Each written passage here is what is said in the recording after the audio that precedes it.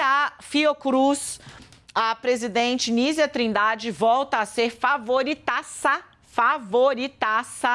para o Ministério da Saúde. É com isso, inclusive, que eu vou começar o bastidor a respeito dos cotados, dos cotadíssimos aí que a gente traz para vocês. Olha, Luiz Inácio Lula da Silva está bastante irritado porque está demorando a fechar a conta da política.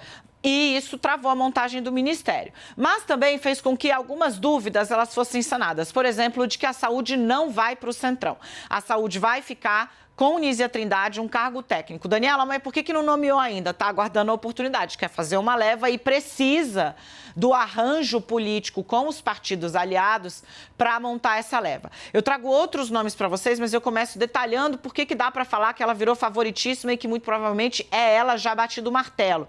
Porque Nízia Trindade começou a ter conversas com o time do PT da transição para a área da saúde. E conversas nas quais ela já vai delineando o perfil ou mesmo o organograma que ela pensa para o Ministério da Saúde. Isso mostra que a coisa está avançada. Nízia Trindade, então, saúde não deve ir para Centrão. É ela, e ela já está montando o time que fica embaixo, secretário executivo, com onde é que vai ficar, por exemplo, a Funasa, que hoje tem uma parte no Ministério da Saúde, está muito atrelada a saneamento, deve ir para o Ministério das Cidades. Isso já está sendo discutido, ela está participando dessas discussões. Nízia Trindade, é com esse que eu abro esse bastidor aqui, e com esse nome que eu abro esse bastidor. E aí temos outras questões que estão ficando mais claras ali agora dentro das discussões no PT. Por exemplo, né?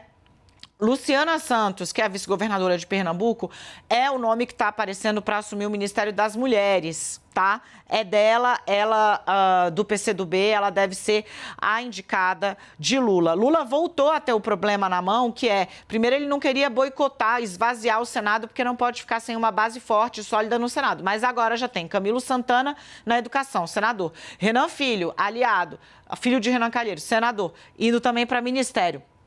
Wellington Dias volta a ser um nome para o planejamento, também senador eleito do PT, indo para ministério. Então, começa a ver Lula que pode esburacar demais a base lá no Senado e vai ter de repensar isso. Quem está muito forte para assumir ciência e tecnologia é Márcio França, do PSB, um dos responsáveis por articular a aliança antes improvável e agora já cotidiana do nosso noticiário da política, Lula-Alckmin. Vem pra cá, meninos, que eu preciso tomar uma aguinha. Quero ouvir o Yuri Pita? Ou Gustavo Uribe? Ou ninguém? Ou eu. Venha. A montagem tá aí, né? Tem muito nome voando, o Lula precisa arrematar. Para isso, precisa que Arthur Lira jogue o jogo. É isso. Todo o que a gente veio falando do Castelo de Cartas, do orçamento secreto, da PEC, acaba tendo também essa repercussão no Ministério. Agora, a dificuldade de montagem do Ministério de Lula não é só por todos os nomes que já estão colocados, por toda essa dificuldade política de ver quais partidos vão entregar mais se ocorrer de fato a votação da PEC na Câmara, quem merece mais, mas conseguir fazer equalizações.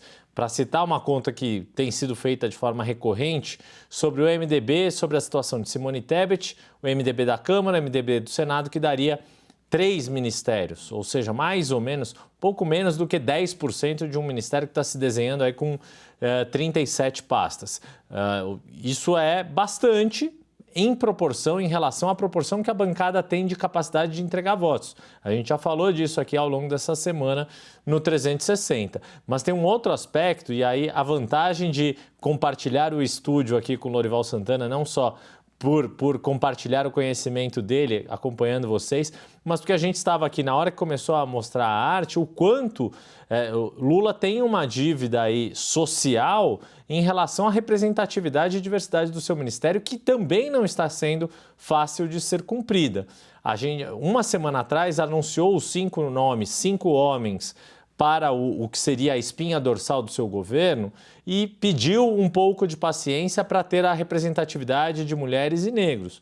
Passou-se uma semana, não há definição nenhuma sobre isso, e isso não é só dar munição para os adversários políticos, como, por exemplo, o ministro da Casa Civil, Ciro Nogueira, que já fez troça dessa dificuldade do PT. Não é só porque pode correr o risco do adversário fazer essa crítica, mas é porque essa crítica vem de dentro e porque há uma expectativa toda e uma necessidade de cumprir essa promessa de campanha, essa promessa, na verdade, não é nenhuma promessa, mas essa postura política que Lula representa e que não está conseguindo cumprir ainda.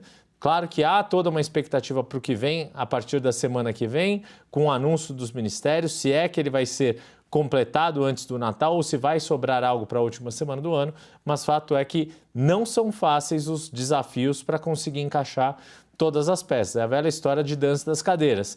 Tem muito mais gente para cadeira disponível. É, meu filho, mesmo repartindo, né, fatiando os ministérios, um que vai virar 3, o outro que era também vai virar 4, enfim. Mesmo assim, tá difícil de arranjar espaço para todo mundo. Obrigada, Pita, já volto com você.